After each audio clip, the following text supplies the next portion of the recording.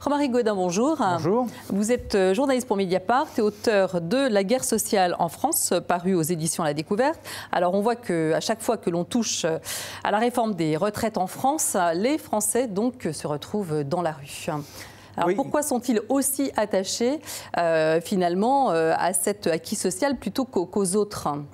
En fait, on a le sentiment qu'on a une forme de pacte social qui s'était mis en place où, dans la voie qu'avait choisie la France dans le néolibéralisme, qui était une voie plutôt modérée, la retraite arrivait comme une forme de sécurité ultime, c'est-à-dire qu'on pouvait accepter effectivement des parcours plus difficiles dans le parcours professionnel, une tension plus forte au niveau du monde du travail, mais à la fin, on avait des sécurités avec ce système de retraite qui était un des plus performants quand même du monde occidental, avec un taux de pauvreté des seniors qui est extrêmement faible et qui du coup fait baisser d'ailleurs le taux de pauvreté général en France parce qu'il y a aussi un système de redistribution des seniors vers les autres générations.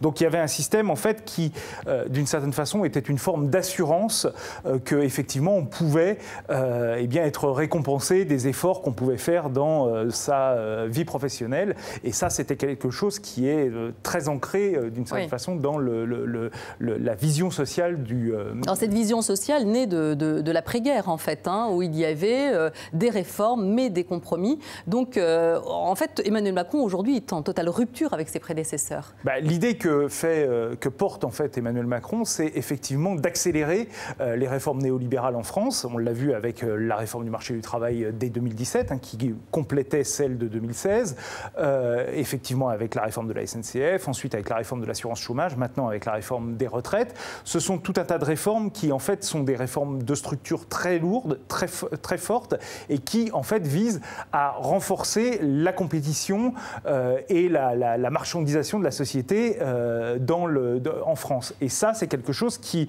effectivement avait été porté depuis les années 80 par les différents gouvernements français, mais toujours en fait dans un sentiment d'équilibre ou de compromis, non pas parce que les gouvernements le voulaient, mais parce qu'en fait ils y étaient contraints par la pression que faisait le corps social. Et là, on sent avec ce gouvernement qu'il y a une volonté de passer outre cette résistance du corps social. C'est-à-dire de casser cet équilibre précaire finalement. Exactement, c'est-à-dire cet équilibre qu'il fallait en permanence retravailler, parce qu'effectivement c'était un équilibre précaire, mais qui permettait d'une certaine façon à la France d'avoir un petit peu moins de croissance que les autres, mais un petit peu moins aussi d'inégalité et de pauvreté que les autres.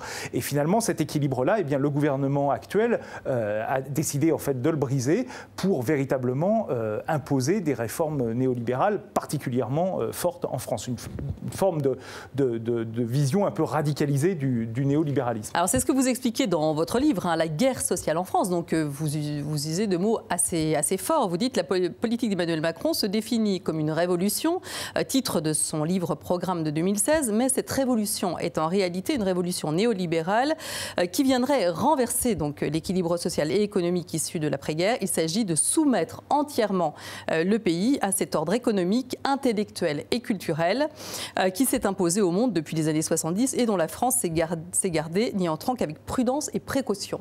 Donc là, c'est terminé finalement. Voilà, c'est une forme il s'agit d'en finir en réalité avec l'exception française, qui est perçue comme une exception française par les élites du pays. Et ça, c'est quelque chose que l'on voit qui est très fort depuis 2010, notamment avec la commission Attali, dont a fait partie l'actuel président de la République.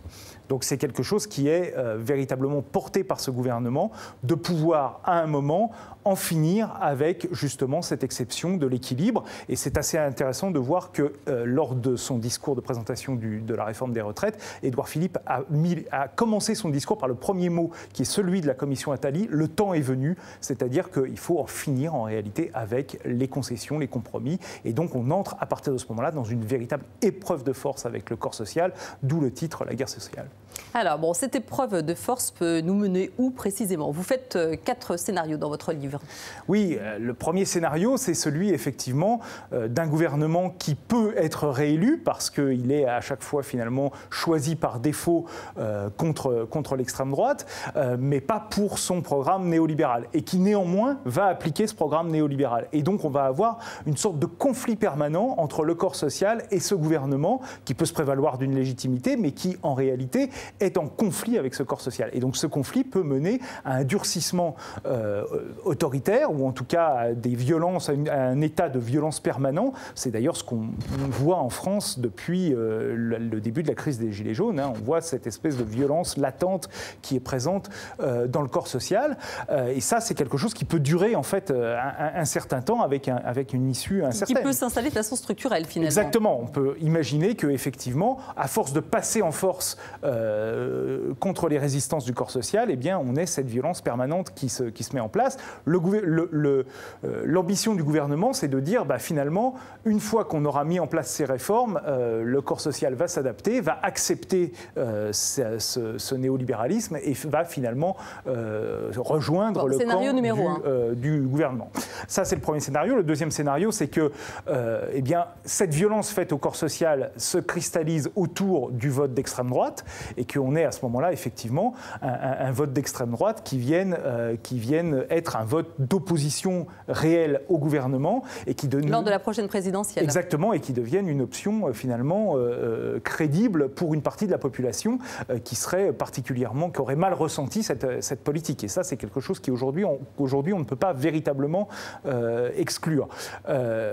Dans ce scénario, il y a un autre scénario qui est finalement que l'extrême droite pourrait, d'une certaine façon, porter aussi à sa façon les réformes néolibérales en faisant une sorte de compromis avec le corps social en disant on vous propose une politique nationaliste, xénophobe et vous nous laissez faire les réformes néolibérales. C'est un peu ce qu'on voit notamment en Italie par exemple, c'est la proposition de la Ligue du Nord en Italie ou de Vox en Espagne. Et puis le dernier scénario qui aujourd'hui est peut-être le moins probable, c'est celui de la construction d'une alternative à gauche qui pourrait effectivement cristalliser, récupérer ce mécontentement et cette opposition radicale au néolibéralisme dans une traduction politique, mais pour le moment, il faut bien admettre qu'on ne voit pas encore cette traduction se réaliser. Romaric Gaudin, on voit qu'au Chili, le néolibéralisme a atteint quand même ses limites, là. Oui, c'est un exemple assez intéressant, puisque en réalité, le Chili a été présenté pendant des années comme une sorte de modèle, notamment par les institutions internationales, et en fait, on voit très bien ce que c'est un modèle de croissance néolibérale, c'est-à-dire un modèle de croissance qui est très mal réparti et qui aujourd'hui arrive à ses limites, ce qui fait qu'on est obligé en réalité de demander aux classes moyennes et aux classes populaires de contribuer plus pour ne pas faire contribuer plus les classes les plus aisées.